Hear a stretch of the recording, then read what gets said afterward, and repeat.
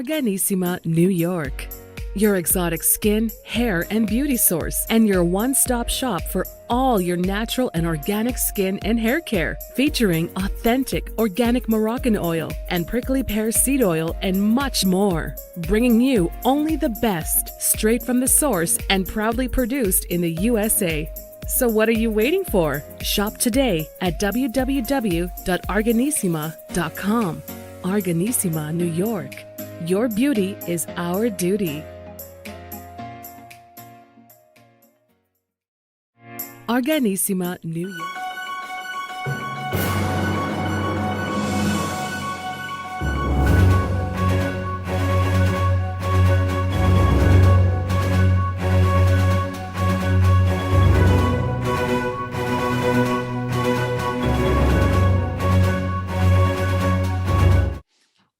Well, welcome back to the iHealth channel, iHealth Radio, Hurricane H here.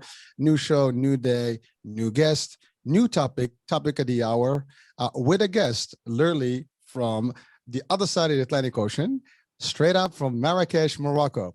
I have with me Dr. Hafsa Benzzi, and she is a dermatologist, MD dermatologist in Morocco, but she's also a student in Mount Sinai in New York, studying. She's doing a PhD for her, I think it's vaccine development and research. So it's a perfect topic. As I mentioned, we're talking about COVID. You know, that's been the discussion for the last year and a half, almost now going 2 years.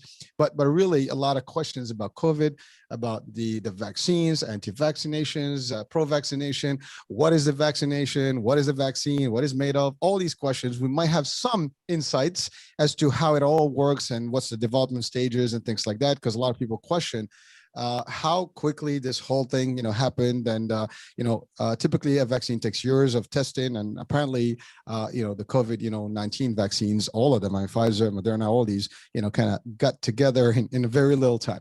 So that's and coming from a doctor's perspective, I think it will be an interesting show because, not only just a doctor, but also someone who's doing the research, discussion, and all the stuff and seeing it, in progression. So first things first. Dr. Hafsa, how you doing? Great, thank you, Hisham. How are you? I'm doing great, and welcome to the show. And I just, when we first talked, you were in New York, so now you're in the other side, But you gotta love technology, right? I mean, we do this, overseas. Yes. I mean, this is like 4 continents. I think I'm gonna do the 5th one on Saturday, so I'm actually going all over the world. So thank you for accepting the invitation, and also for just being here to share with us a little bit about your story, your journey, your background, and also the research and the studies that you're doing currently in the environment that we live in. So first things first, doctor, tell us a little bit about your background. I mean, so you are a dermatologist in Morocco. That's been your trade. That's been your practice. And so tell us your journey, how long you've been practicing, and let's talk about your dermatology practice there. And then we can talk about your transition. Maybe we can talk about the comparison between the medical system in Morocco. I mean, a lot of people, Morocco is not a so advanced country, if you want to call it that. So there might be questions about how the medicine is practiced there. Let's shed a light a little bit on that. And then we can take it here, into the US and the education system here in the medical, field, the research and all that. So I think we have a lot of stuff to discuss today, and I'm all excited about it. So tell us a little bit about your journey in the medicine world. Oh, okay. So I am Hafsa Benzzi, obviously. So I am a dermatologist trained in Morocco. Actually, I graduated from high school in 2001, and then I joined medical school because in Morocco, it's exactly right after high school, and depending on the grades, we join medical school. Then I spent 7 years of general medicine. This is what everyone does before choosing a specialty. So in this 7 years of general medicine, I spent 2 years of internship. So I did an internship in the emergency room. Then after that, because I had to go with the internship, so I can choose dermatology because it's really highly competitive specialty all over the world. This is what I discovered when I came to the United States. Then I did my 4 years of residency in Morocco, in Rabat. And after that, I worked with the government for almost 5 years. And then during these 5 years, I came here at Mount Sinai to do fellowship at the dermatology department. And I came across the clinical trials unit. They were doing research on psoriasis and eczema. And I have seen that many of the drugs that the world have been using for these two diseases got the approval by the FDA because of the clinical trials that were conducted at Mount Sinai.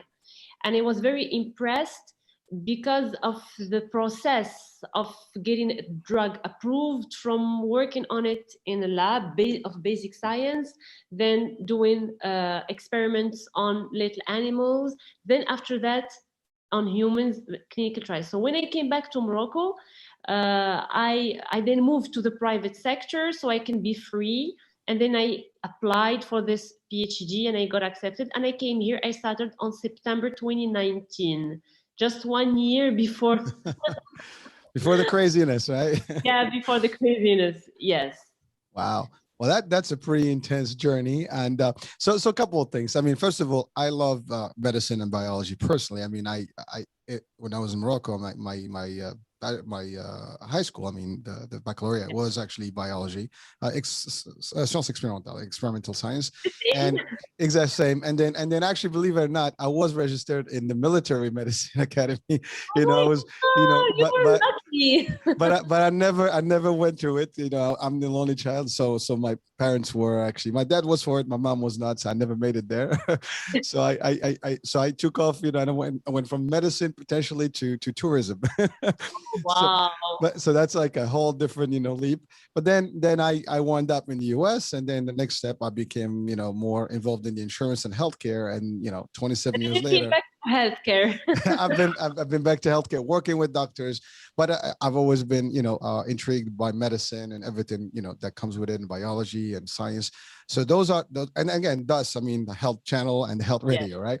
So the reason I said that is because a lot of the audience, and, you know, obviously we have an international audience, and from the US and overseas, but so Morocco is a French education system. And I think that's one of the way it works. You finish high school and then you automatically go to med school. I think some parts in the US too, you can do that. And, you know, I think you have to do biology first before you go into for your degree in biology, and then you go to med school. So basically, it just starts immediately off the bat, you know, from high school in Morocco. I think that's the same thing in France, anyways. And so the concept here is that we just want to bring this story to the audience, because it's different, but I think the journey is the same. You still have to go to basic medical, you know, school, then you have to do your specialty, and then you have to do your internship, residency. And you mentioned something specific, that you had to work with the government, and that's something that is also unique over there. Obviously, when you go to a medicine school, and these are very specialized schools, very few people really get to it, to them. I mean, positions or actually how many students get accepted in those schools of specialty in Morocco are very limited. And when you get in, you obviously, it's all prepaid. And so they pay for you, and then you have to pay back. And that's why you have to work for the government. So I just wanted to clarify that, because unlike in the US, you know, everything here you have to pay for pretty much. And unless you have some sort of a scholarship, you know, especially med school is very expensive. And so it's kind of like a little different. The education may be a little different. Now, doctor, your whole system, obviously, in the base was in French, right? So the whole education system was in French. Was there any difficulty transiting when you came to the US and Mount Sinai, and now we have to transit into English? First of all, actually, you pointed out two interesting ways of seeing medical school in Morocco. First of all, this idea of mandatory working with the government, or signing a contract with the government. I think I wasn't that lucky, because now they can have the choice to either sign a contract of 8 years with the government, or what we call in French bénévolat, which means they get like half the salary during the residency, but after that they are free. And there is another thing regarding like going from high school to medical school. This is what explains the 7 years that we have to spend at medical school. Here in the US, it's 4 years, because they add to it they call it the undergrad. So they have to go to college before going to medical school. Then after college, they have to take the exam that they call IMCAT. And it depends actually on their grades, and then what kind of of college, not the name of college, the ranking of college. I learned about this here in the United States. In Morocco, it's pretty much the same thing. It's the same system all over the country. But here in the United States, it depends. For example, if it's Mount Sinai with Icahn School of Medicine, or it's Albert Einstein in the Bronx, even if we are just at New York, I'm not even talking about other states. So here there is some differences between each state and each college, because most of them are private. So, but also I have to say that I was lucky to be born in Morocco, because I didn't have to pay anything for my education. And I even got paid when I was doing my internship and also when I was doing my residency. So Yeah, yeah, it's funny you said that, because I say that to people, like, I got paid to go to school, and they look, like for a scholarship, and they look at me like, wow, you're lucky. I mean, it's just the way the system works over there. yeah, But again, let's be clear about something, because not all this, I mean, yes, you can go to any university probably at no cost, but the universities or the schools of specialties such as medicine, engineering, tourism, and some of these specific schools, they're very limited in access, and absolutely. thousands of people apply, and only a couple of 100 or maybe in single digits actually get accepted year after year. Yeah, So that is actually one of the caveats, that when the school is free, it's yeah, there's always a caveat and a gimmick. There's something there, right?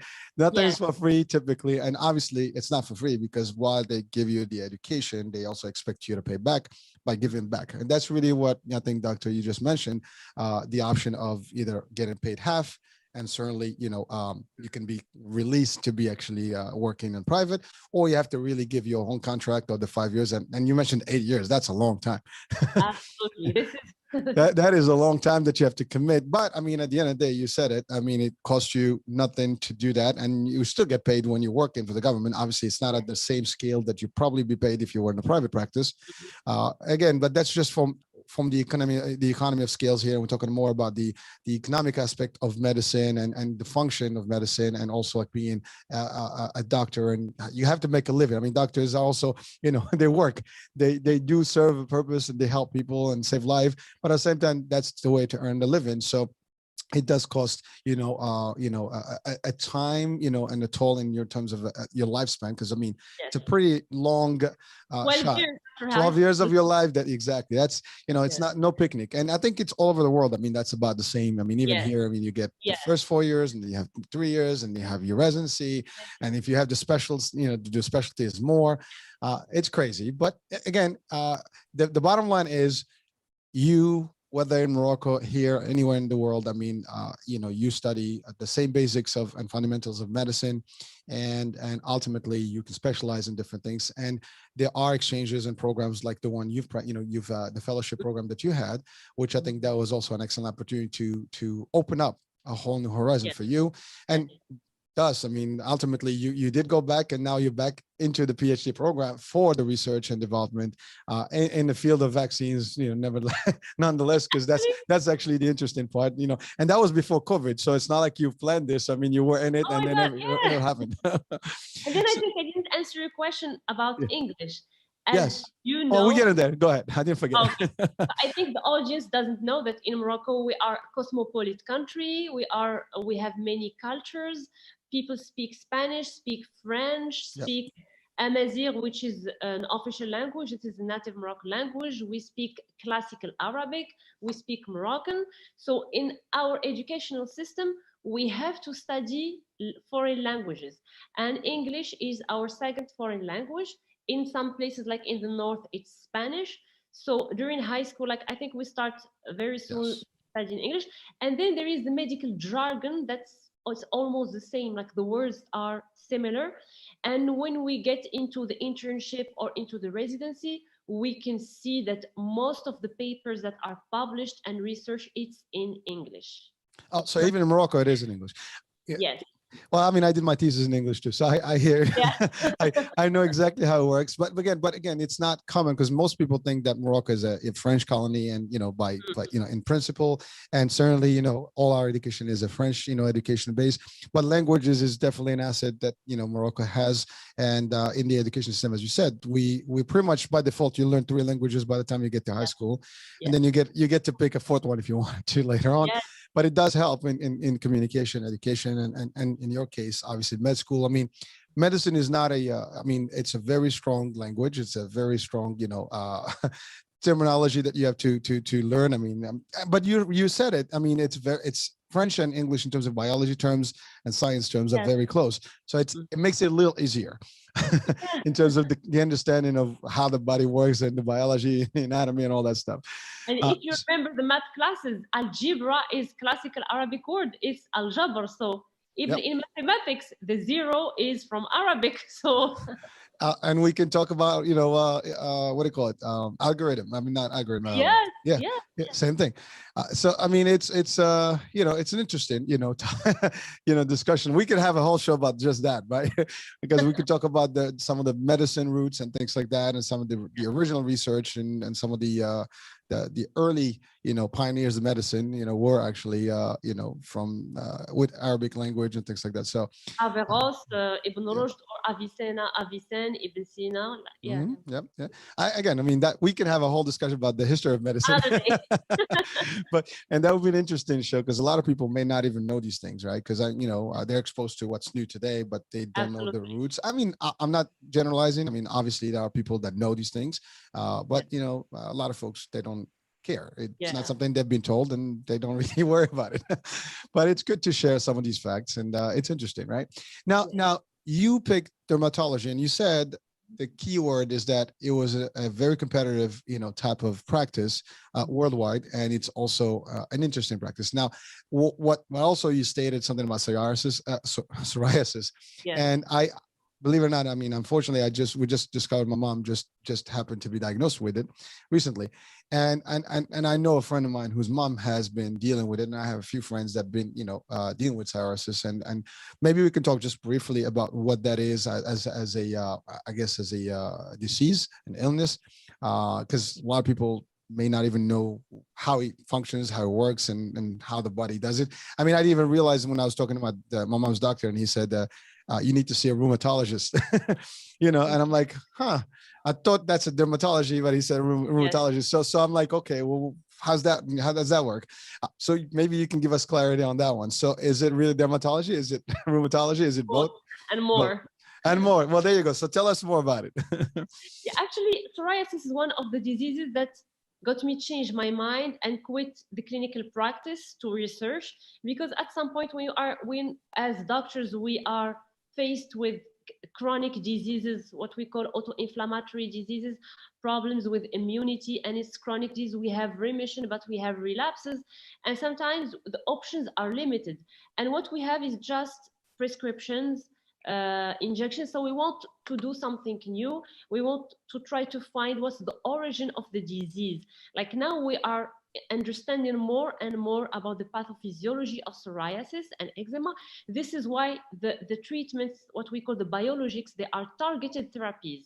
They target some proteins of the immune system, of the inflammatory reaction of the body that are all that overregulated. Like for normal people, let's say some kind of protein that we call interleukins, they stay at certain level, but in people that have psoriasis, they are genetically predisposed to have these proteins of inflammation that are highly regulated.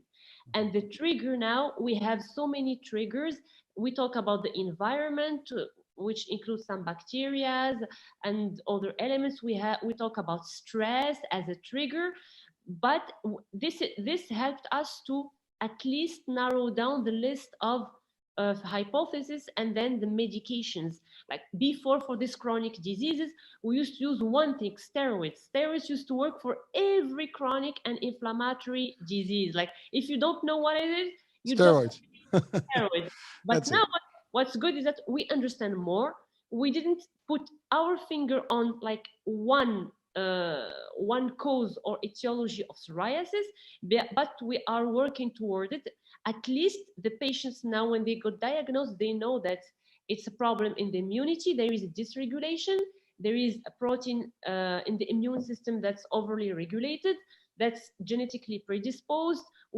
They have to avoid stress, some type of medications, and they take treatments that don't give them so many side effects. Like with psoriasis, we have the osteoporosis, we have diabetes, we have high blood pressure. But with these biologics, there are more and more, let's say, cleaner medications that don't cause side effects, especially for these patients who are prone to use them for years and years. I mean, sometimes during their whole life.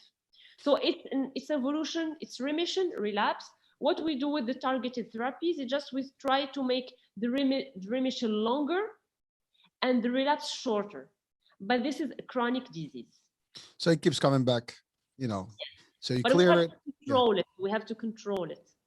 So in terms of just the description of psoriasis, so I mean, I heard there's different levels or different types. Is that an actual fact? Okay. So I mean, the way I seen it right now, it's more of it like, it looks like a skin rash or like a heavy duty skin, you know, lesions or just basically like like almost like a harder skin that develops on a particular spot on the skin. And then obviously it's crusty, it's not really, you know, attractive, and that's really the I guess the bad part about it. But the good news, as you said, there are treatments, or at least to kind of remove it, you know, and reduce the impact of it, or at least the look of it. And ultimately, to your point, if we can reduce the time between, you know, each case of it, you know, when it comes on, you know, it would be like far in between, like in terms of timing. But again, somebody with a weak immune system, let's say somebody with diabetes, will probably have a harder time to do, you know, for the body to actually work with it, right? So you'll have to do maybe a more rigorous type of treatment, right? Yes, yeah. we have also some types of biologics. It depends on the medical story and the history of each patient. If this patient has high blood pressure, if this patient has diabetes, the age also. Yes. And then what's very important in psoriasis is if it's limited to the skin, or there is joint involvement, because this is an inflammatory reaction. The immune system is really highly activated, and it can show on the skin. We have patches, red crusty patches, and sometimes in the joints. So these people, they can't move correctly. They have pain everywhere sometimes. So we have to deal with this. So we work basically with rheumatologists. That's the connection. This is the connection. Sometimes, like, also they have patches on the scalp, but these are like what we say the most common forms, and people who are lucky, they get this type of presentation. But sometimes we can have like what we call erythrodermic psoriasis. People are red, like completely red. These people, they got hospitalized. We can't leave them outside of the hospital. There are forms where the nails are completely destroyed. We have other presentations where they have pustules all over the body. So we have some very serious cases of psoriasis, but these cases are less common than the other ones that we see, like joints and some patches on the skin. The treatment also depends on the body surface. Like if the surface, we have some percentages, 90%, 75%, 60%. It's also a way to monitor the treatment. We can say the patient was cleared at 75% of the body surface or 90%. This is a way also of monitoring the evolution. And for every chronic disease, either in dermatology, rheumatology, or other specialties, we also care about the quality of life, like how the patient is feeling, how the patient sees himself or herself with the disease. We try also to, if the patient needs like psychiatrist or some help of any kind, we can also provide it for these people, because it's a chronic, like they have to learn to live with it. Yeah, well, but it is a very shocking, you know, reality actually when it begins, because for us, for example, it's out of the blue. It just happened. We didn't know what it was. Finally, after, you know, going to the doctor and stuff, we got the diagnosis, and then we know what it is. So we are at ease. At least, you know, that's the other thing. Like, you know, it's not lethal, at least not in that level. So that's good. It's not contagious. It's not something. It's not a bacteria. Exactly. Yeah. Yeah, so it was a relief to know that, but it takes a little adjustment to accept it, to understand it, to deal with it, and even visually, it's kind of, it's a little, overwhelming for someone to see skin, in a particular format, and believe me, I had to deal with that in the last few months because it was just all new to us, and luckily things are getting better, but you're right. I mean, it was an interesting, transition for us. So obviously now we understand that, and thank you for giving us that little brief description and just introduction to the basics. And I mean, for your expertise and really tying in with what rheumatology does and so on and so forth. So I wanted to go back to the topic of the education system just before we go into your program today, the PhD and the research. So did you find any difference in terms of the education format, the curriculum, the program, the way, the whole structure of the education here versus education in Morocco? I mean, some people would ask that. Yes. Actually, in Morocco, what I have noticed is that we are an excellent clinicians. Like, because we start our trainings early from the first year in medical school. Here, the trainings, they actually at the third and the fourth year. And when we start actually, starting from the third year in medical school, we start 2 months or 2 months and a half in every department. And we have some mandatory department according to the classes we are taking. Let's say, for example, we are in our fourth year. So pediatrics is a mandatory department where we have to spend 2 months and a half. And then we work at night, we do night shift, even as medical students. So we are exposed earlier and you see more patients than here in medical school because it's 4 years. Then when we got our degree in general medicine, like after 7 years, like we have a strong background or expertise in what we call general medicine. Like, even if I knew I was going to do dermatology, but I knew how to treat like the big asthma. I knew how to treat exactly and correctly and make prescriptions about let's say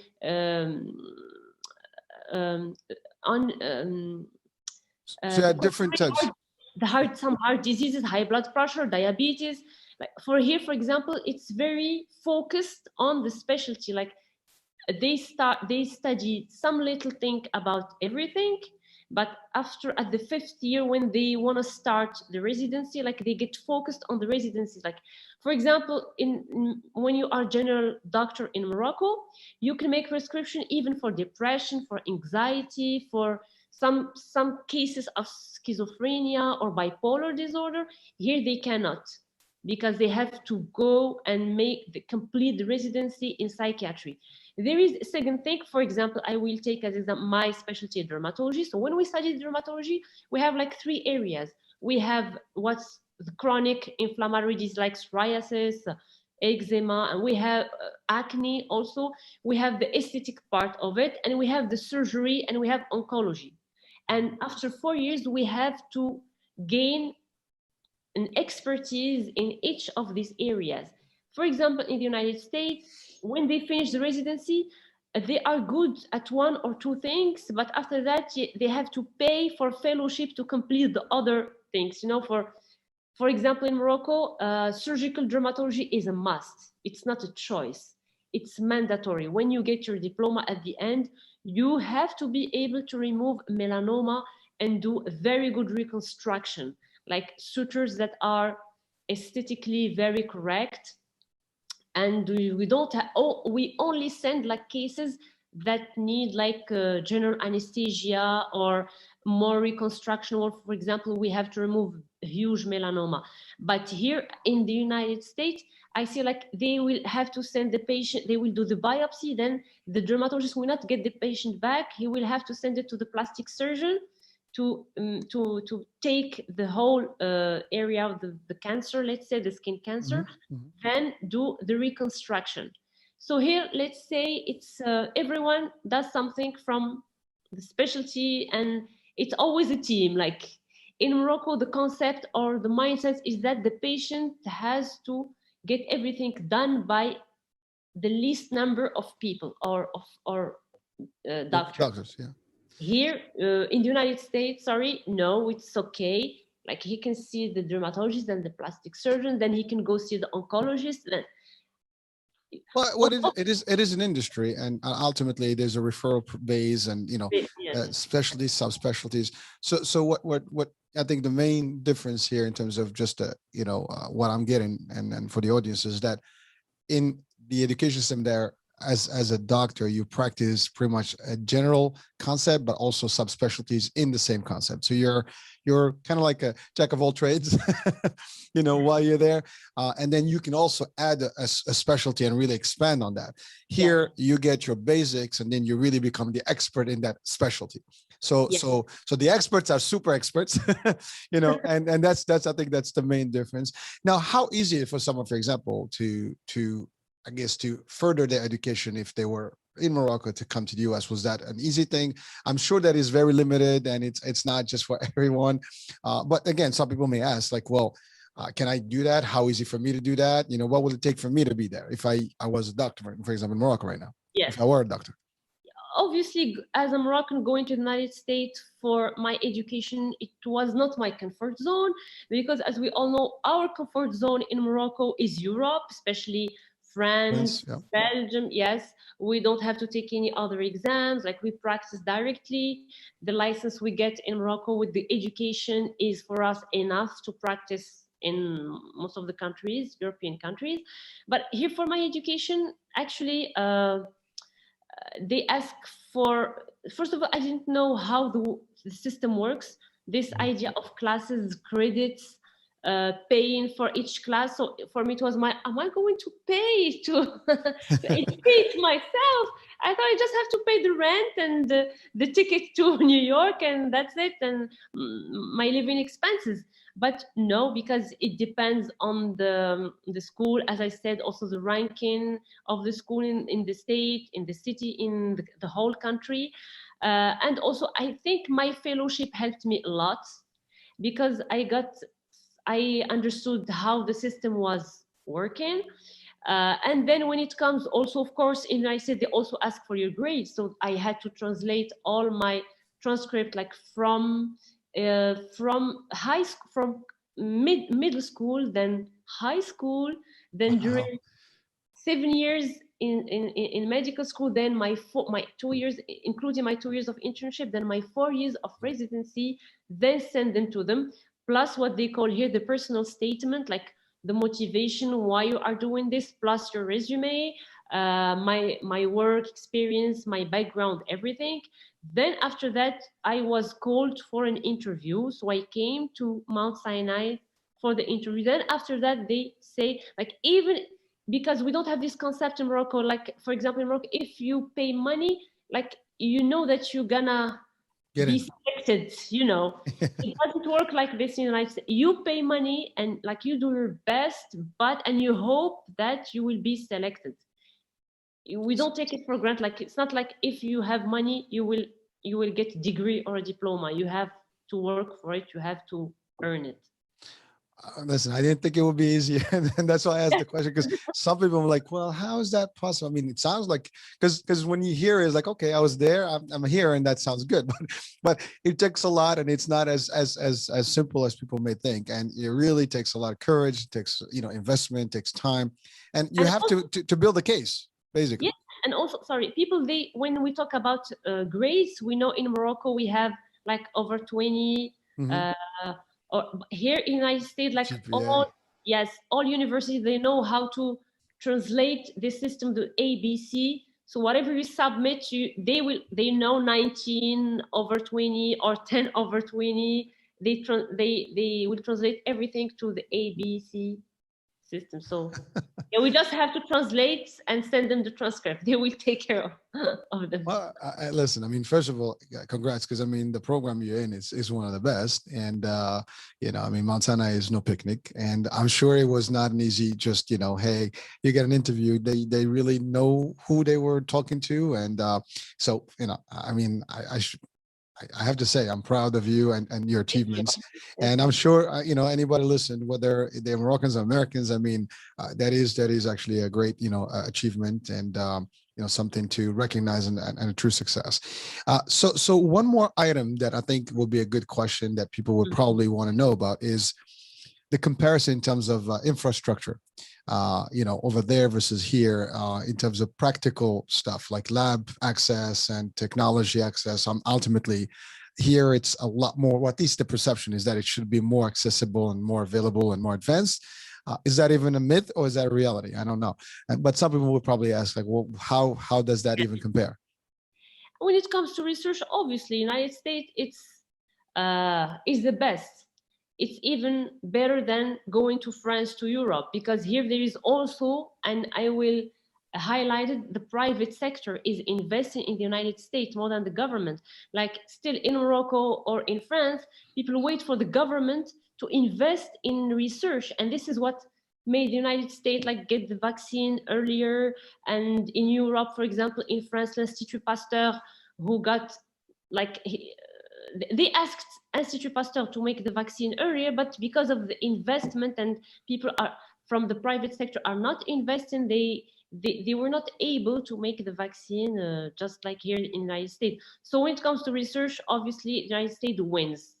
But when it comes to hospitals infrastructure, obviously there is an excellent infrastructure in the United States, but there are some disparities when it comes to states, when it comes to what I learned here in the United States, the zip code, the access to health insurances, and these two elements, and also the ethnicity of the person, they have a very direct impact on the quality of the hospital they are going to, and also the physician they are seeing, because here, as I said, there are many schools in the United States, many schools of medicine, and there is also this competitivity between the schools and the degrees and the diplomas. In Morocco, actually, we have some places like, as you know, like villages in the Atlas Mountains, and they have very limited access to technology. Now people are working like to get these people get at least the basics in everything, but when it comes to the expertise of the physicians, of the surgeons, like really I am very proud of my colleagues here in Morocco. They do great work, especially sometimes when they don't have enough, when we talk about infrastructure, when we talk about instruments of surgery, but they are able like to make extraordinary surgeries and to succeed. In the United States, yes, but as I said, I discovered a whole new world of how the ethnicity can change the access to healthcare. Yes, Well, that's a big topic. I mean, there's even with the vaccine access, even with the, just the medicine itself, even the diseases or some sort of illnesses. Some demographics have different type of, issues, or, yes. They're prompt to have more or different types of, illnesses and things like that. The access to care, that's always been a very big question in healthcare in the US. And as a matter of fact, one of the shows I had about a few months back was about comparing like what would be the best healthcare system, and the expert was actually from Canada, so we're comparing Canada to the US. But then we also talked about the worldwide healthcare system and what would that look like to have an ideal, access, program where everybody has the best healthcare and access and affordable care. You know what I mean? And exactly. But and you're right. I mean, the good news is that's what keeps us employed in the insurance world. So that's our job to hopefully help as many people get the care. But you're right. I mean, insurance does come at a cost. It's not cheap. Whether it's on the employer, the individual, there are of course government programs. I mean, that's my specialty, and those are accessible, but it's not for everyone, because you have to have limited resources to be even to access those. So to your point, if you have money, it's one thing. If you don't have money, you're pretty much done. But if you're in the middle class, sometimes it's a little tougher. In the US specifically. But again, same, I would say the same thing about Morocco, because you said it. I mean, some of the remote, areas, I mean, there's very little, hospital systems and clinical care and things like that. Transportation may be difficult, in technology may be lacking, and the basic means, can be a little bit difficult to that. And then, of course, also the cost. I mean, over there, you can go to government hospitals and things, but it's not the same as if you went to a private, for example. So it's also a system where you have money, you can get the best care. If you don't have money, you're lucky. But to your, a great point that you mentioned, that luckily that the doctors themselves, they do care and they give back into the communities, and so they do serve, a higher purpose, if you want to do it as, as part of their mission.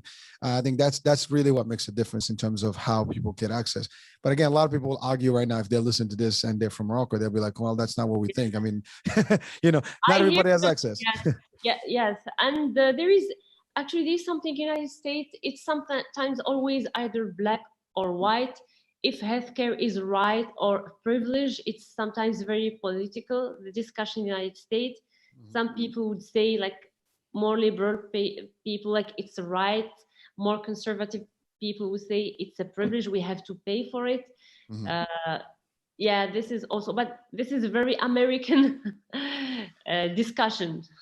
Well, it is, and again, compared to Europe, for example, or even Canada next door, which is more of a accessible, care for everyone. But even that is a question, because while it is accessible, it's not really as people think, because you have to wait in line and have appointments that are in the future before you can access immediate access. Now, you could have immediate access, but you have to pay for it. So it falls back to the same category where you have money, you have access, you don't. It's a little harder.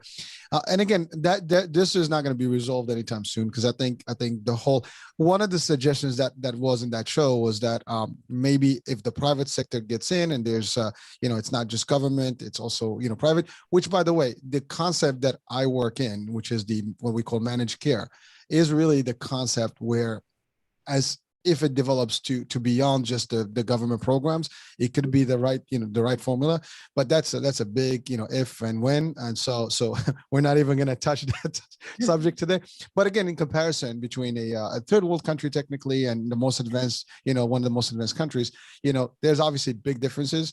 But you've seen both, and in both of them there's pluses and minuses in how you look at it from any angle, and people can argue one way or the other, right? And go ahead.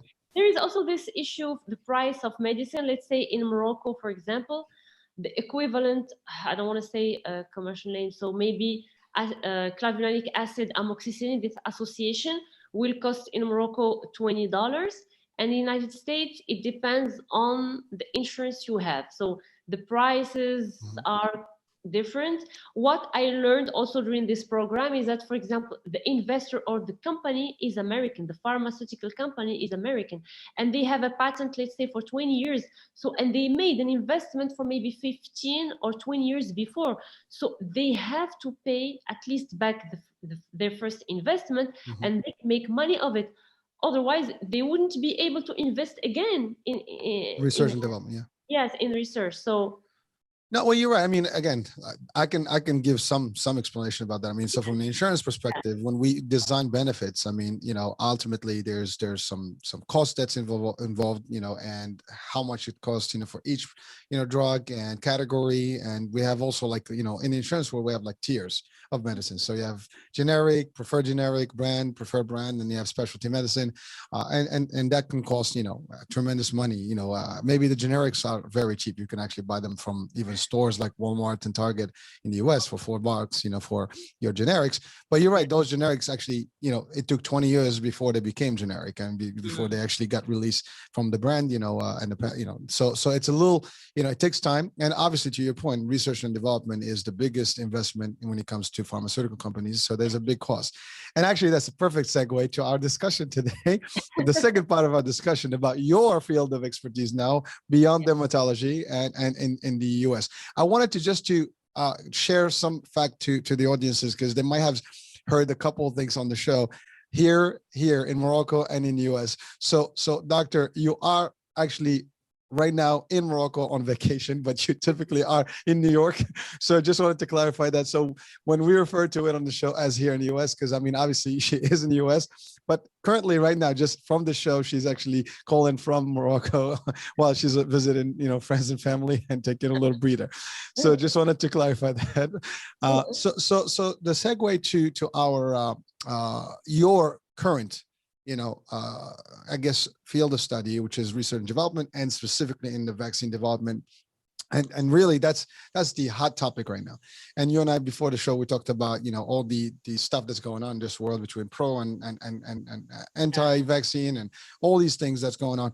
And also about the expedited rate at which, the pharmaceutical companies were able to develop these vaccines. And so the first question is, well, first of all, that is an excellent, field of expertise that you add into your, I guess, ammo and arsenal, right? I mean, that's a whole different world. Now, do you intend to really remove yourself from dermatology once you finalize this education here, or you want to just kind of mix them up? I mean, just a quick question I throw in there. My next step for me in my career would be to focus more on research and developing drugs and vaccines.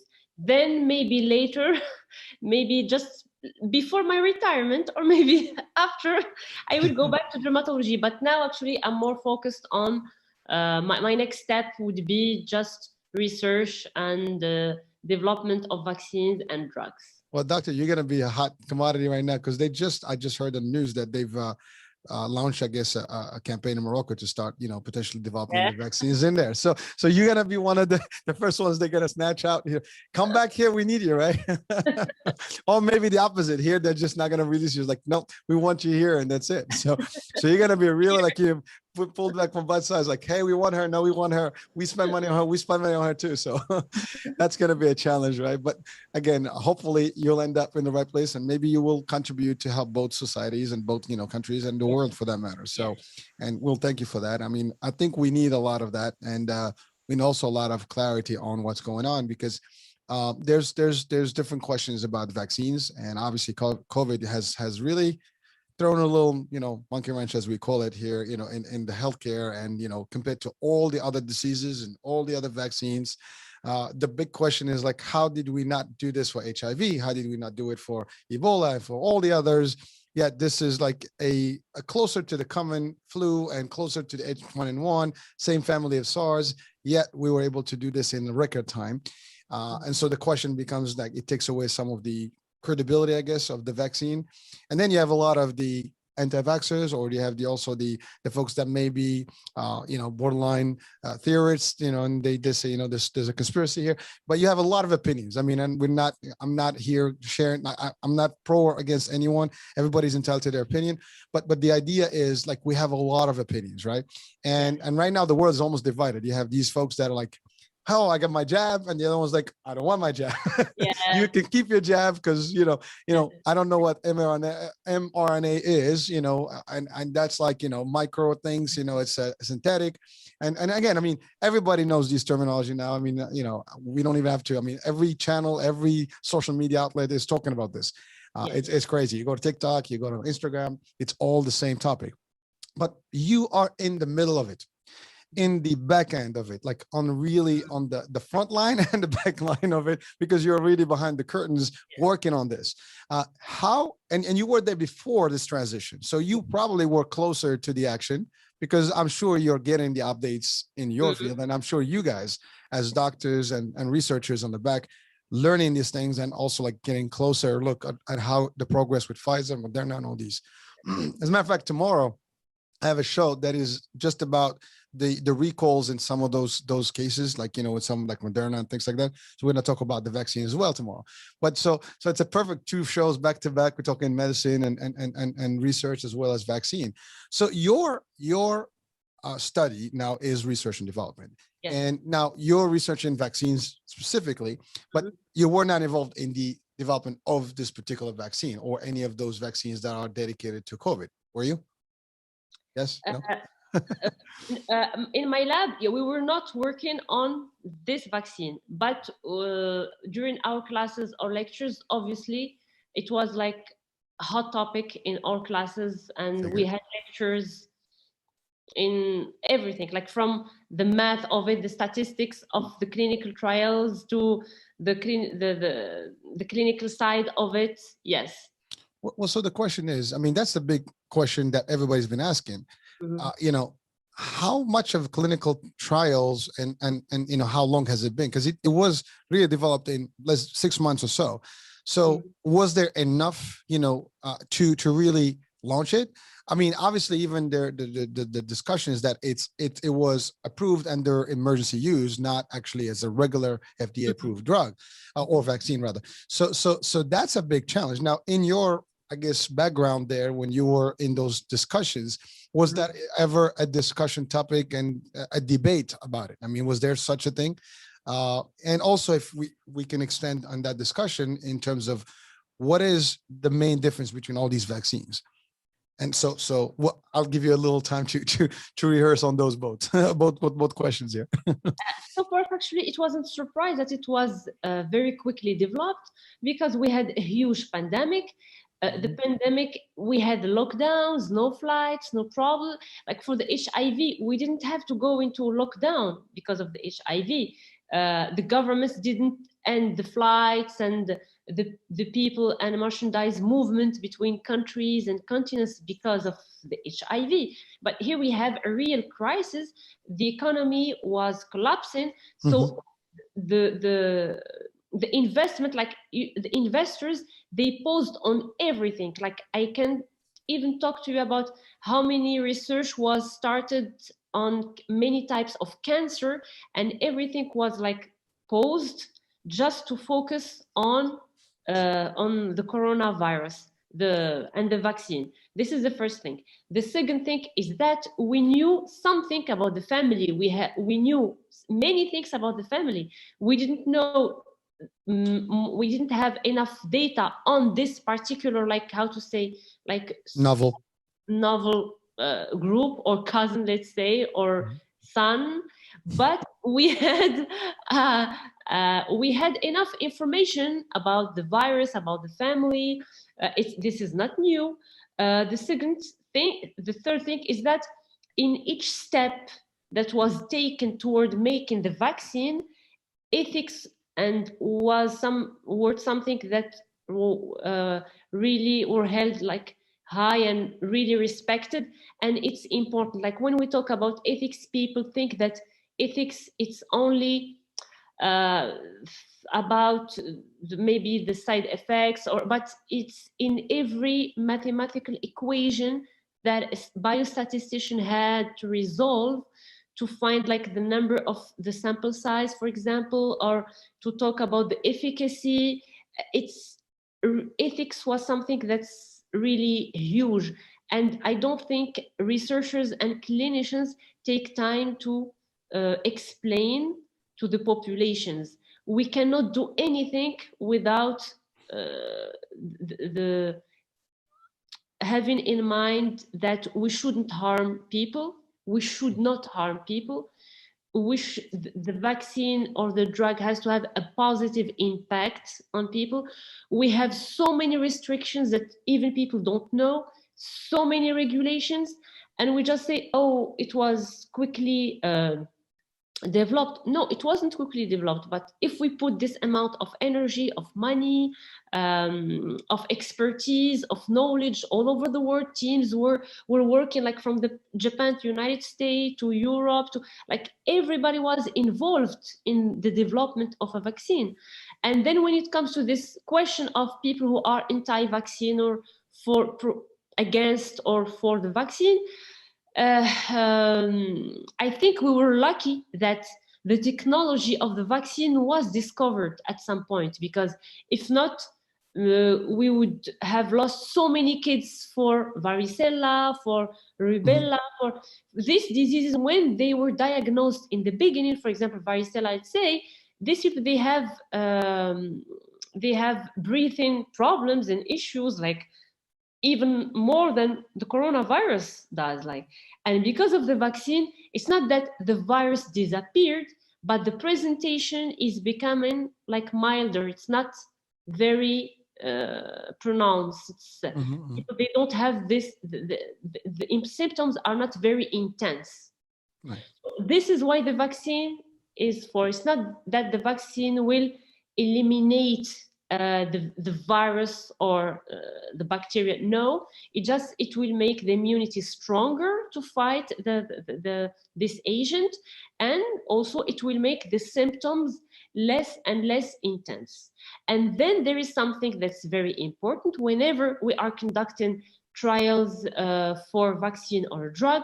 There is an ethics board that is made of researchers, clinicians that have no conflict of interest there, and also patients and family of patients, like who had COVID, or the people who took care of patients also. So, and from many countries. So I think nobody can cheat when everybody is looking at your work. It's like really impossible to cheat. And also, if we're not going to talk about it from an ethical standpoint of view, let's talk about the stock market and Wall Street. Imagine one of these pharma companies, like another person, because this is a highly competitive environment. So everyone is trying to find like the little error, the little mistake, Mhm. and someone will find something, and it, like, really the company will lose a lot of money. So even if we're not talking about ethics, it's not in the interest of the pharmaceutical company to do something wrong. And there are some restrictions, regulations, either by the FDA here in the United States or in Europe. They have their agency to control and to include so many people, because when you are doing something and nobody's looking, you are free, you can do whatever you want, you can mix everything. But if everyone is looking, and even patients, someone who took care of a patient, people who just are interested, ethicists, bioethicists, philosophers, like everyone was implicated. So I think for me, it wasn't very quick. Like when we see the investment and the problem that this pandemic caused, I think it's a reasonable thing. The Well, timing. yeah, well, thank you for sharing all that. And again, you bring in great points. I mean, one is that you're right. I mean, the world stopped. The only thing that was in the discussion was, COVID and the vaccine and the cure and just find a solution. And you're right. I mean, all the greatest minds in the world have been working on it. I think what clouded this whole thing is the political space, because Yes. again, I mean, it was an election year. There was all that other stuff that was going on. We're not talking politics today, but I think there was some of that. And you're right. I mean, when you think about it, like if, let's say, if Pfizer or Moderna had any one item that was discovered that they did it wrong, I mean, again, I mean, I'm sure they're going to do everything by the book, but you're right. It would be like catastrophic for that particular company or the industry as a whole, and the trust war, factor for the future. But then the questions are, you mentioned something about like there were the cancer treatments or research was put on hold. But so that's another thing. I mean, people say, well, cancer's been around for over 100 years and we haven't found a cure. Diabetes, and I've heard those arguments actually out there. People can say, well, like you mentioned, the diseases for children that actually were cured through vaccine and vaccination systems. But again, they took years of research and development to get there. And I think that's what people are comparing to, like not being in the industry. They look at just like, apples to apples, right? Although they're not really the same apples. I mean, they're different, breeds of apples, but you're right. I mean, they look at the concept of, well, these vaccines took 40 years, 30 years, 15 years to even get them there. Now, yes, it didn't eradicate the actual, viruses, but it can, to your point, the presentation is less and someone can get them, it's mild and it's over. And I think the whole world have developed some sort of level of immunity for it, right? But then the other argument would be like, what, Ebola is more lethal than any other virus out there. And if, and we've had pandemics, or not epidemics, I guess, not pandemics, they were not global, but we had them in Africa more recent years, right? And it was not as catastrophic, and it did not, spread through the whole world. So some people are arguing these items, right? They comparing those things to what happened here. And then, and I think those are like the biggest pieces right now in the discussion. And then you have the discussion of the type of vaccine that was developed, because the media has hyped on the idea that this is a new type of vaccine. See, it's one thing when you have worked on the same type of vaccine over years and people are like, oh, well, we've used it for other types of, diseases. This is just, another, I guess, evolution to it, right? We evolved to the next mutation of this virus. We had SARS, we had H1N1, MERS, whatever. Now we have this. It's very, like you said, cousin, child, same family, right? And so we have some knowledge about it. But then when someone says, well, this is a whole new technology, we are synthesizing this spike protein and it's different, and now you're talking a language that people, wait a minute, are we talking AI here? Are we talking, and then you have all the other discussions about plants and or implants and GPS, and we're not talking about that right now, but all this has really excited people, right? And that's what caused, I think, the big divide right now in the population. Some are totally for it, some like against it, and it's just still in the works. And you are closer to the action, so you have seen, like to your point, the committees, things like that. Most people may not even be privy to this information because you're there. You don't just put something, and I can relate to it from like our industry, right? People think, we just put policies out like that. There's a lot of work. I mean, we get audited, we have everything has to be like really to the top, or you get shut down quickly, right? So people may not realize, and every industry has those. And you're right. I mean, when you're talking about like Pfizer, for example, right? We see a lot of commercials of drugs that they produce, right?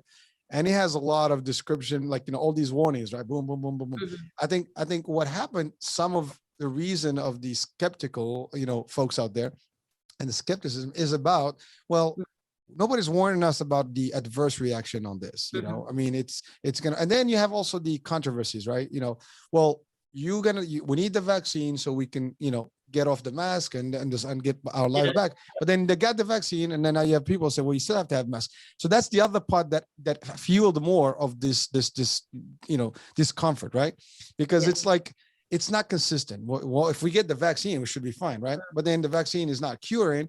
The vaccine can still give it to somebody else. And now people say, well, that's just like what the flu vaccine does, right? I mean, I don't have to take it, and my immune system can do the job. So these are the questions that are probably on everybody's mind, and probably people are watching, they're like, well, yeah, I got the same question, why is that? And so those are the pieces, I think, that make it more difficult to accept it in some realm, in some world. And obviously some places it's become natural, people are just doing it and done. And we'll talk quickly about the concept. Even in Morocco, I know that's a country right now that's been, although people may not realize it, but they've been pretty much in the progress of vaccinating almost everybody. I mean, they've actually really touched, nicely on a lot of folks. I mean, and they've had access to the vaccine, early on. I think the AstraZeneca is the one that they used. Yeah. So, but just going back to the question of, not the question, the point of the mRNA, type of vaccine versus the regular traditional vaccine. In your expertise, if you want to just ease up people right now to explain to them that, what would be the main differentiator? I mean, obviously one has a live, virus type of discussion, and one is completely synthetic, and used differently. So, and most people say, well, that's going to take in your DNA and change your cell, from the inside, and we're going to have zombies, right? Yes. And then you have the other one that is just, well, this is just the other virus, and just gonna, shoot in a non-active virus, load in you, and then just start you. I mean, I'm really making it very easy in words, obviously, that these are not medical terms, but you will probably give us more on that. But that's really the main challenge right now. So if you can just explain those two differences, like, like the Moderna versus the Pfizer, right? Two different, I think they're two different, right? Moderna has Johnson & Johnson is the one, right? Johnson & Johnson is one dose, and the other ones are two doses. So those two doses are mRNA, based. The other one is viral based. And in your expertise, what is the main? How can you just break it in simple words to us and to the audience? Actually, in simple words, I'm gonna keep it very simple. Yes. We have live vaccine. It triggers the immunity better than other kinds of vaccines that are made of small proteins or synthetic proteins from this agent, can be a bacteria or virus. So let's say they have higher efficacy. And for example, in some cases, I'm not here talking about corona because I don't want to get things mixed up in people's minds, but for other diseases, we don't give, for example, live vaccines for pregnant women. because they trigger the immunity in to a very, very high level. And the pregnant women, they have usually very low, the system not working like normal. So yes, live vaccines, they trigger the immune system, and they are more efficacious than any type of vaccines. When they say a new technology, it's not that new. Like, we knew this technology for a long time. The second thing I want to talk about here, and that you mentioned, sometimes when you talk about the media, and we have to take care and to what's the source we are listening to, what's the reference.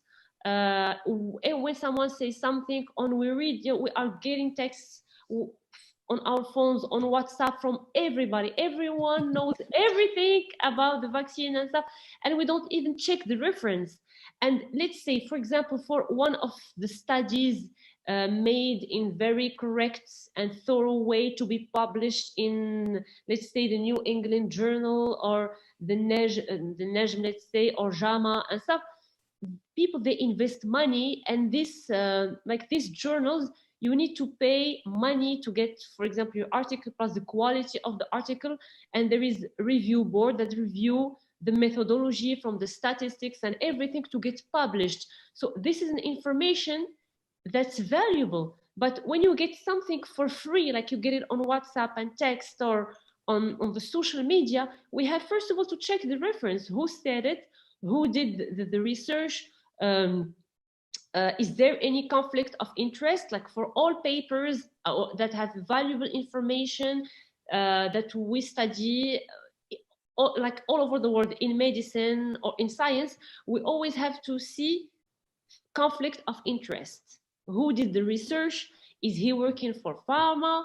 Does he know someone in the FDA or something like this? We don't even pay attention to this, and then we claim that we have understood everything about the vaccine, or about when it comes to the mutation, and it will cause mutation, the RNA, l'ARN, and all this discussion. I would say that in normal human being, we get like thousands of mutations every day in our body, and our body is capable of correcting this whole mutations because of many factors. Our genetics, our healthy lifestyle. This is what we tell people: don't smoke, don't, like, always keep a very healthy lifestyle, exercise. So our body is always, the immune system is capable of checking and paying attention to mutation. So with or without the vaccine, we always have mutation in the body. But beyond a certain point, when there is a problem in our defense system, we can develop a cancer with or without the vaccine. The vaccine is not, it's not here. I'm not even talking about the vaccine. Like, regular body didn't get a vaccine and he has an issue in the defense system, let's say. Some molecules are not able to read correctly the DNA, so they will misread DNA, and they will go and will leave. For example, when we have an error, they will not read it and leave it, and it will get multiplied from cell to cell, and it will damage the replication system of the cell. That's cancer. Yeah, that's cancer. When actually you mentioned the question of cancer was here like way before the COVID. And first of all, cancer is a very general term. Every type of cancer is different. We made huge, I think, progress when it comes to understanding types of cancer. And now researchers, they are going on something that we call personalized medicine. For every cancer, they just try to make an ID for each person to try to find the right combination and the right targeted therapy. Now we are even doing clinical trials with one person, just to show people how far we've come when it comes to research on cancer. I think, and I will always say it, physicians, doctors, surgeons, researchers, they are not doing what they should do in explaining what's going on. So for example, people didn't know anything until they discovered, oh my God, there is a pandemic, we have to read about vaccine, and people, they were not aware that when we talk about cancer, like we made huge progress. Not even in cancer, we have other diseases like chronic diseases. When we do clinical trial, just one for one person, which is like what we call really personalized medicine. This is something that in United States, in big centers, hospitals like Mount Sinai, they are doing, and they are succeeding in doing it, and many people are getting treatments because of this person. They get like a very specific protocol for each one of them, not part of a whole bunch of people um, or community. And there is also something, yes, I wrote here, when we have a virus or bacteria, in the beginning, what we call in French la virulence, like the power or the strength of this agent is high, and then sometimes it gets weaker, and weaker over time. This is another thing to think about. There is also this idea of wearing mask, removing mask. First of all, people, we feel that there is a difference between now and, let's say, the when the pandemic started. We didn't know anything. We had to wear masks, and then at some point it was very strict. You couldn't get into the public transportation, go in the street. I remember this week going to Apple Store without mask. Like many of the stores on the Fifth Avenue, it was optional. It wasn't mandatory. So we cannot state like now we have to still wear masks. It depends. Also, it depends on awareness of the people. Like, for example, here in Morocco, people are, I might say, they are more for the vaccine than the opposite. And people, we have some places where we have to wear masks. Some places it's optional. Yeah. Like, you know. But that's all over, yeah.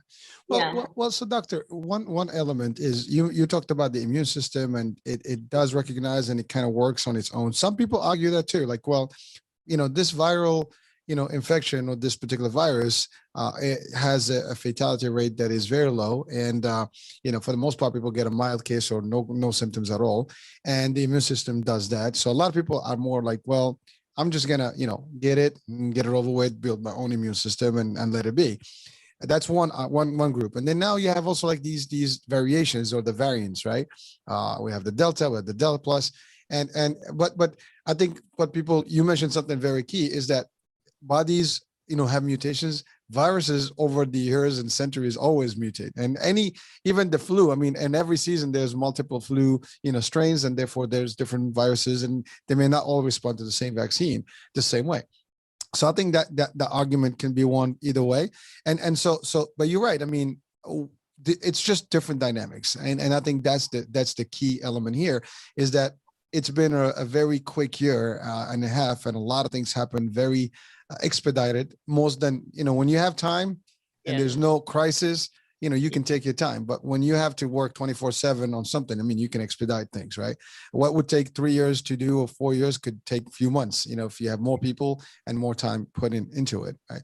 And I think that's also a valid, discussion there, or a valid point. Another element is now we've, since the vaccine rollout, there were, multiple cases of adverse reactions, and including that. And then now, more recently, you hear also people who have died, or first of all, people who have gotten COVID, even though they were vaccinated and are fully vaccinated. Then you have people who died regardless of the vaccine or not. And then you have people who actually died potentially after taking and again, I can't prove one way or the other. I'm just, stating what's being out there in the news. But people died, after getting the COVID as a result of such. Maybe that's just the interpretation. I mean, one thing that we have to be clear about is that people die for a lot of reasons, and not necessarily COVID or the other way. and so even during COVID, people died for other reasons than COVID, and even now, people may be vaccinated and die for with other complications due to their immune system or something else. But those are all discussions that we can have in different times.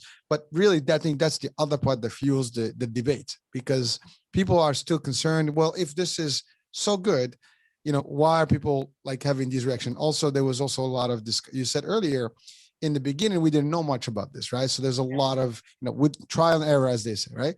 Then we started learning more, and things changed. One of the elements in the beginning, they said this is only something that affects the seniors. Then it became the frail, then everybody, then the kids. And then, Yes. then even, well, like if you're 18 or less, you know, you would not need to do vaccination. Now, you know, everybody is getting the vaccination. So again, it almost progressed so quick in all directions. And that's what's, you know, causing all this turmoil, right?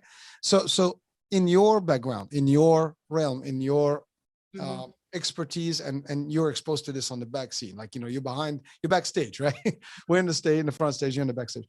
How does that all play in your research right now, and how you taking all this in terms of because ultimately I'm sure you're taking all this right now information in your world and adjusting it and digesting it and kind of using it so you can have a better outcome when you going forward, because I think a lot of this stuff is going to help you guys understand how you can play with this, you know, the process of development, and how you can also roll out, and maybe the way it's presented may be different going forward based on the type of feedback we get in today. Actually, the more people, the more we have a number of people using something, either a drug or vaccine, the more we discover other side effects. And the side effects, again, like in research, in clinical research, it's very general term. So we have to split it in other different definitions, because sometimes what's a side effect for a drug can be developed as the main effect for this drug in another disease, but we call it side effect. We call side effect something that's not really, it's not what we want from this vaccine or drug, but it doesn't mean that's something that can kill our patient. It's not something that's 100% will harm the patient. But when we state side effect as researchers, people in the population can take side effects, so it's bad. But I can tell you many side effects were something that, for example, one of the treatments I use as a dermatologist for hair loss molecule, it was a side effect to grow hair. This effect was discovered, it was an anti-high, it lowers blood pressure, and it was given as a pill. Then people discovered that these people had very important hair growth. And then it was stated that hair growth was a side effect. It doesn't mean that it will harm the patient, but it's just not related to the effect on the blood pressure.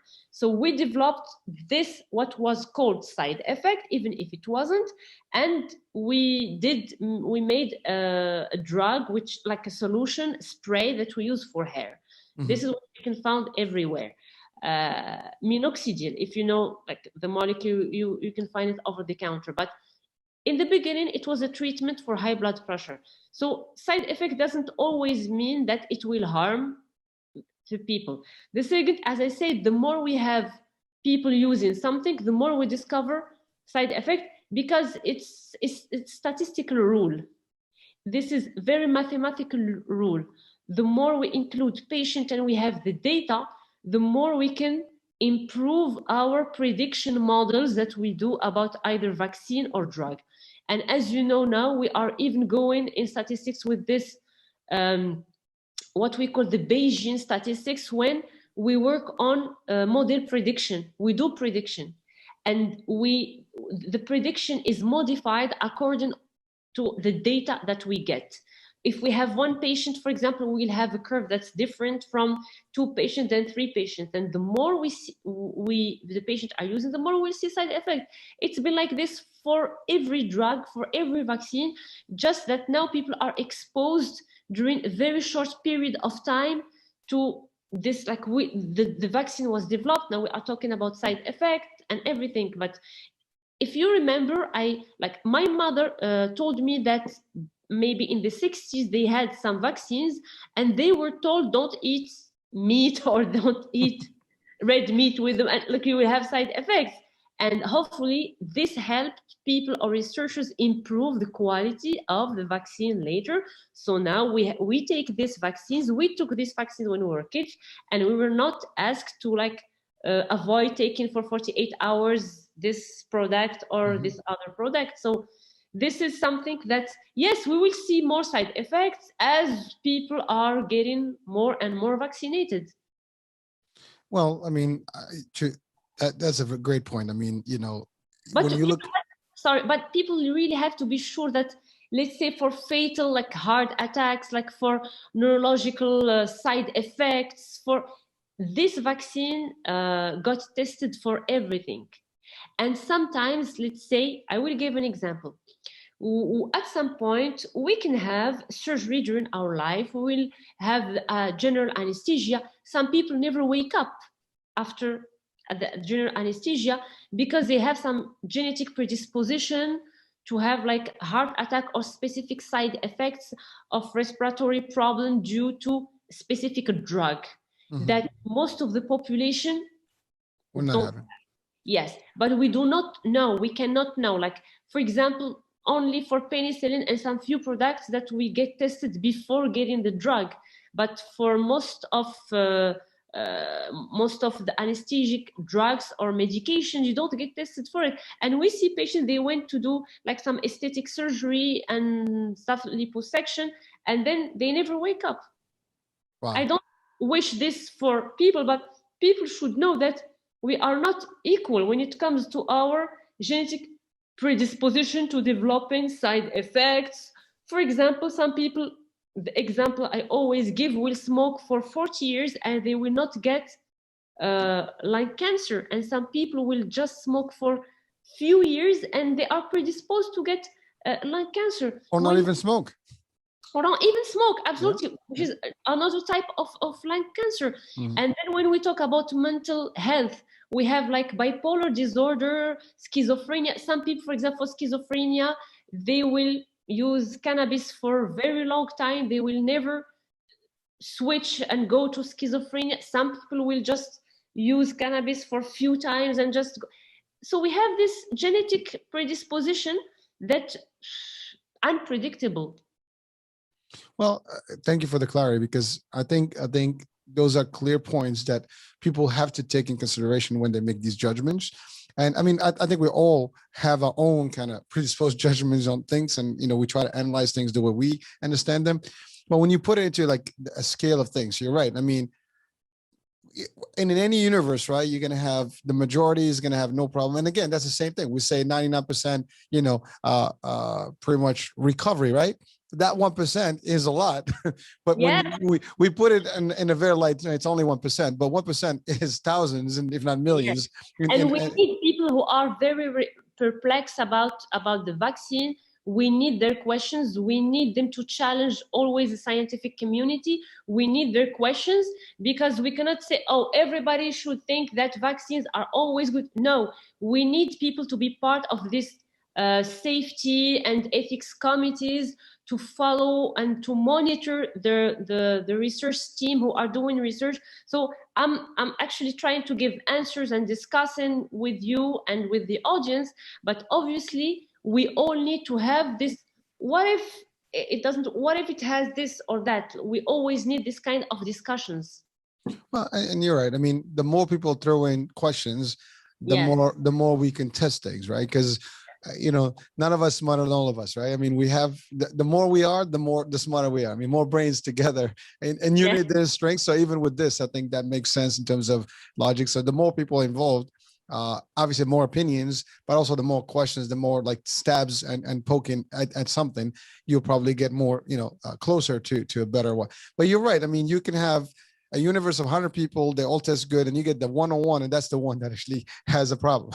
And when you select the universe, when you test it, you're not really, you do your due diligence to pick the right crowd based on criteria. But at the end of the day, you could be missing one person, and you only discover it, later on, because that's when you see the problem and you realize what happened. There's the other concept. I mean, you mentioned about the side effects. Maybe people will argue the side effects versus adverse reaction. They could be one and the same, but like for example, metformin, which is a drug for diabetes now, is actually being used now in cosmetic and anti-aging. So I mean, there's that's the good side. Obviously, when that happens, people are comfortable, right? But when the adverse reaction is blood clots, paralysis, that, and something, God forbid, to that extent, obviously people get more cranky about it, and rightfully so. I mean, it's not, especially when someone loses their family. And on the flip side, people will argue, well, I lost my friends to this. to COVID, and you know what, we need the vaccine, and you will never win that argument, at least not now. I think in time, eventually this will be under, water under the bridge. And unfortunately, we're not going to solve it today. Now we have only a couple minutes left. And, I mean, this was pretty interesting and pretty good. And thank you for like really giving us some of the insights. Like I had a show before with someone from Pfizer. This actually gives us a little bit more on the research and development phasing and how it works. I mean, maybe we can do a second sequel to this one, and we'll talk more, additional, maybe some questions that people may have. We'll talk about that. I have just one thing, just to close this specific topic. Yeah. Maybe the discussion will never end, because we have some molecules like in dermatology, like isotretinoin for acne and suicidal thoughts. This is really like, when we think we close the discussion, it opens again, and then people are arguing. And I'm talking about even talking in conferences with dermatologists, and they are still not convinced. Some people are convinced. We have for other problems, for fertility, and so sometimes the discussions, they are opened, and they will never be able to close. So, and it's okay. This is part of part of the research and development, right? Part of life. Yes. Well, listen, doctor, it's been real. Thank you. I mean, it's you just shared a whole different angle, for folks to at least to open up to. I mean, people still have their own questions, and they may take it, may not take it, but at least you shared it from a different end. People always question, and there's always going to be someone that's going to like, whatever, she's in it, she's in it with them. Obviously that's not the case, but certainly, on behalf of the audience, on behalf of the channel and the radio, myself, I want to thank you for actually being with us and sharing with us the valuable insights here. And hopefully, people can learn some new things today. And that being said, Hurricane H here. Thank you for watching the iHealth channel. Listen on iHealth Radio. Doctor, it's been real. Thank you for being with us. Thank you so much. It was my pleasure. Thank you, Hisham. And I'm always proud of the work you do. And I think you answered most of the question. I didn't have to. Well, no. You knew everything about the whole topic. No. I mean, you were the guide. I was just, kind of sharing some of the feedback that's been on the community. So I can just to give us a little bit of a, I guess, Thank you so much, context. Ethan. Yeah. Thank you. Well, thank